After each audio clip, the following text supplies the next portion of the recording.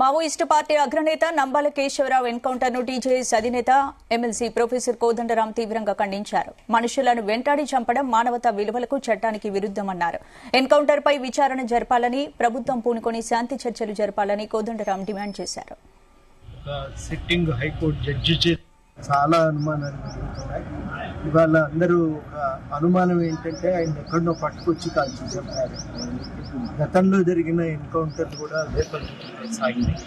అందుకని ఈ విషయమై తప్పనిసరిగా ఒక సిట్టింగ్ హైకోర్టు జడ్జి చేత విచారణ జరిపించి వాస్తవాలు తేల్చాలని చెప్పి ఈ సందర్భంగా కోరుతా ఉన్నాం. రెండవది ఏంటంటే మనుషుల్ని ఈ రకంగా చంపటం ద్వారా ఒక రాజకీయాన్ని, ఒక సిద్ధాంతాన్ని రూపుమాపాలనుకోవటం కూడా చాలా పొరపాటు.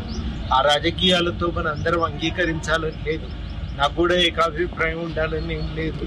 కానీ రాజకీయాలతో వ్యవహరించేటప్పుడు రాజకీయపరమైన విమర్శలే ఉండాలి, రాజకీయపరమైన వాదనలే ఉండాలి తప్ప ఈ రకమైన పద్ధతులు పనిచేయవు.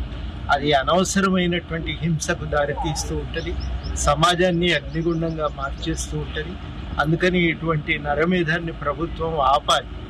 తలలను మనం వెలగట్టి వెంటాడి చంపటం అనేది మానవతా విలువలకు విరుద్ధము, అది చట్టానికి కూడా విరుద్ధము. ఏ చట్టం కూడా అట్లా చంపటాన్ని అంగీకరించదు.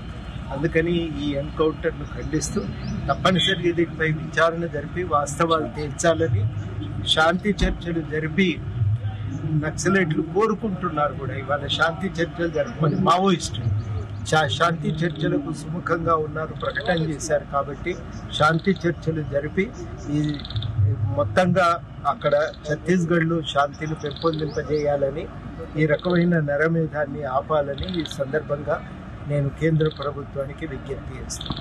చాలా అనుమానాలు జరుగుతున్నాయి. ఇవాళ అందరూ ఒక అనుమానం ఏంటంటే ఆయన